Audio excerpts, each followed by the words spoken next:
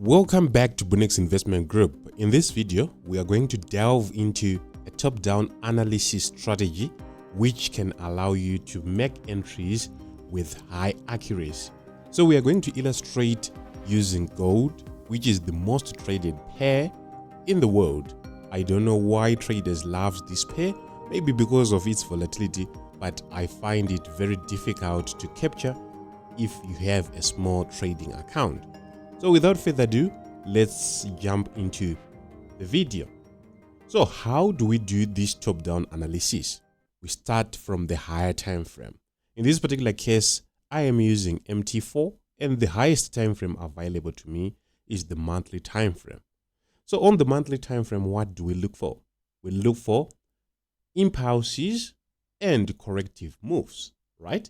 So the first thing that you are going to write down in your notes is when you go to the highest time frame, you need to recognize or identify impulses and corrective structures.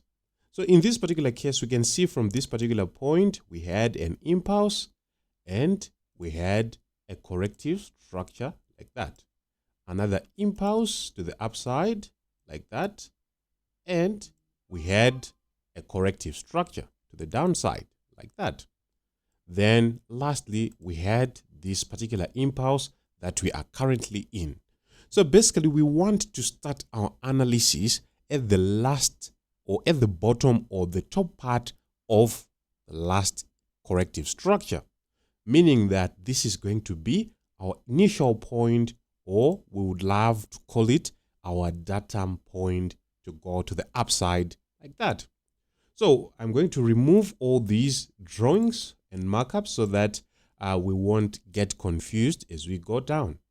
For the purposes of those who are new to this channel, we use EMAs, and you shall see how we use them as we go down to the smaller time frames.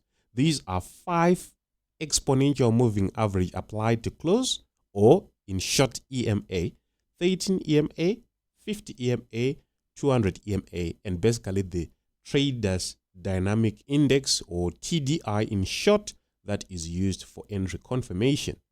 So from the higher time frame, the monthly time frame, we found our datum being this one. So the datum is where we are now going to start observing from the smaller time frame. From the monthly, we now go to the weekly time frame. So the monthly has showed us a bullish move or a bullish structure. We now need to count what we call levels, which are defined as impulsive moves separated from each other by a pullback or by a corrective structure. In this particular case, we can start from the datum that we've seen, and a level can be actually segmented by using boxes like this one. So we had a rise, a pullback, right? And then we had another rise, and this rise actually ended at this particular point before a significant pullback. Therefore, we can mark the second level like this. So marking levels is now a way to see how many do we have. For the purposes of those who are new to this channel, we have what we call a market maker cycle, which is actually comprised of 3 levels. When we get 3 levels in one unilateral direction, we expect to see a reversal. A reversal is seen clearly if there is issued an M or a W pattern, which is a multi-day or a multi-month or a multi-period structure. In this particular case, we had level 1, level 2, and then level 3. At the end of this level 3, we had first leg, and then we had second leg to give us what we call a reset point. So whenever we get 3 levels to the upside, we get a reversal, and that reversal will terminate at what we call a reset. A reset will restart the cycle where we start to count levels again. In this particular case, we can see there is now possible level 1 to the upside, which can be seen as a period of rise or a period of drop. Level 1, and then we have level 2. So in this particular case, we can see that this cycle has not yet completed. what do we now say about this particular pair? We are expecting to see the market to go up again so that it confirms a completed market maker cycle to the upside. So after having this, we now need to go to the down to a lower time frame so that we confirm each and every level that we have counted. So these are no longer useful. We go to the last two that we've seen. So in one level of the preceding time frame, we expect to see 3 levels of the next time frame, meaning that on the weekly time frame we had this as a level in blue, and on the daily time frame we need to see 3 levels to be stacked together so that they give us one weekly level. So in this particular case, we can see that we have been issued the first rise or the first level and its small pullback like that. Let me change color so that it will be clear. First level, and then we had the second level,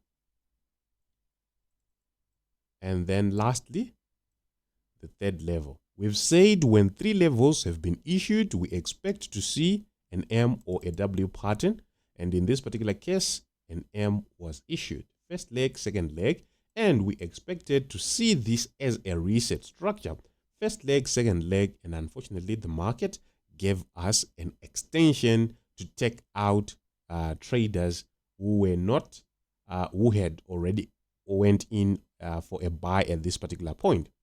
So moving forward, we can see we now have the first level to the upside, pullback, second level, and then a corrective structure to the downside, and we have the third level to the upside. So as we have said, we need to see 3 levels of the preceding time frame in this particular level. Therefore, we can anticipate to say there has been issued 3 H4 levels in this particular level, 3 H4 levels, and we are expecting 3 H4 levels in this particular case. So going to the H4 time frame, this is what we see. On the H4 time frame, we see a rise, consolidation, then another rise, which was actually a fast moving rise to the upside. What are we expecting? We still expect to see a rise to the upside like that, so that we complete the cycle as we have seen from the higher time frame. So from this particular point, we now have level 1, and then we have a long sustained run for level 2, which was driven by fundamentals. So in this particular case, we expect to see the third level to the upside. However, how are we going to know where the corrective structure is going to end? Is it going to end at this particular point or at this particular point, or it's going to be longer, a longer corrective structure? That is now governed by fundamentals. Tonight on this day, which is the 20th of March 2024, there is an FOMC meeting where they are going to tell us on the rate cuts on the US dollar. If they actually cut the rate, if they actually tell us that they are going to have more rate cuts this year, we are definitely going to see the market shift directly at this particular point. If they are going to say rate cuts are not going to be issued, we are definitely going to see a very long corrective structure. So that is now how you put the fundamentals within the structures and within your trading. So basically, this is how we do our top-down analysis. And if you want to learn more, you need to join our one-on-one or our advanced course so that you may learn more about this concept. On that note, we've come to the end of our today's video. Thank you for watching. Like and subscribe, and I'll see you in the next one.